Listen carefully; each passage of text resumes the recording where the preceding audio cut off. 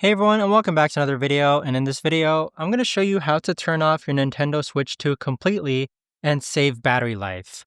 Now this video is going to be particularly useful for individuals. Let's say that you're going on a long trip and you want to make sure that you want to preserve as much battery life as possible. Maybe it's a plane ride, maybe it's a long car ride. How do you actually go ahead and turn off your Nintendo Switch 2 completely? Now this video is going to be short, sweet, and simple, guys. There's not going to be a lot of steps involved. So what we're first going to do is that you want to go ahead and turn your Nintendo Switch. And so let's say that your Nintendo Switch 2 is on. In order to actually completely turn it off, there's actually two ways. You could actually go ahead and press and hold the power button here and hold it for about 3 seconds.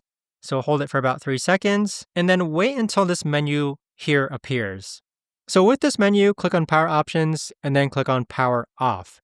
That's the first way to actually go ahead and completely shut off your Nintendo Switch 2. Now, the other way you can do is that if you're on your Nintendo Switch 2 and you press and hold the power button, wait until that menu appears. And then the key here is that you want to keep holding that power button until the screen shuts off.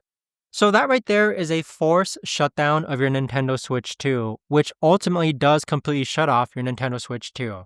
But those are the two ways to actually go ahead and completely turn off your Nintendo Switch 2 so that you can save battery life. And so it's fairly easy, guys. Use this anytime you go on long road trips where you know that you won't be charging your Nintendo Switch 2, or any long plane rides where, again, you know you won't be charging your Nintendo Switch 2. But if you guys have any questions, let me know in the comments down below. Thanks so much for watching, and I'll see you guys all in the next video.